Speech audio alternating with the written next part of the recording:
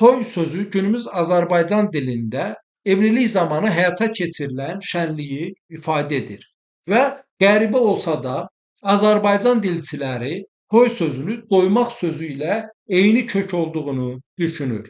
Lakin artıq qeyd etdiyim kimi buradakı toy sözü tikmək sözü və deyim sözünün kökü olan dey sözü ilə əlaqədardır və birliyi, səs çoxluğunu ifadə edir. Və biz türklərdə bu toy sözünü qurultay ilə seçilən rəhbər mənasında bir ünvana çevrildiyini görürük.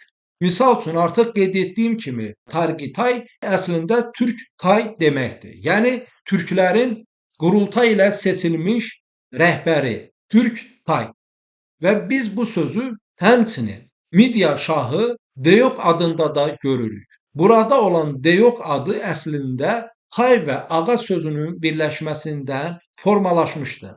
Yəni əslində Midiya şahı olan Deyok toy ağası deməkdir. Və buradakı toy ağası yəni seçim ilə gəlmiş ağa deməkdir. Herodot Sakskitlərin əcdadını iki rəvayətə əsasən birində Herakl, yəni Koroğlu, digərində isə Tarqitay, yəni türk tay formasında olduğunu qeyd etmişdir. Yəni dolayısıyla demək ki, Sakların əcdadı, ulu babası türk tay olmuşdu. Yəni seçilmiş türk olmuşdu.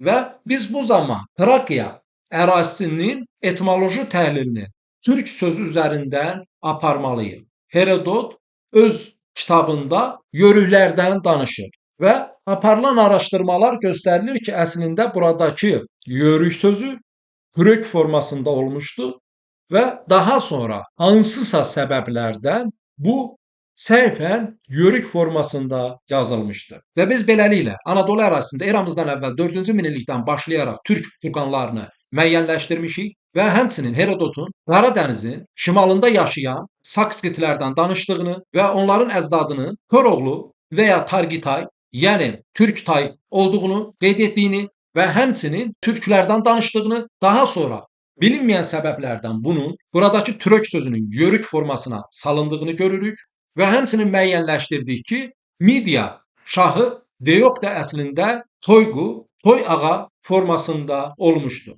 Və son Midiya şahı Astiaqın vəfatından sonra onun qız nəvəsi Firin hakimiyyətə gəlməsi ilə Türk-Midiya dönəmi bağlanaraq Fars-Əhəməni dövrü başlamışdı. Hansı ki bu farslar da o ərazilərə eramızdan əvvəl 8-ci əsrdə gəlmişdi.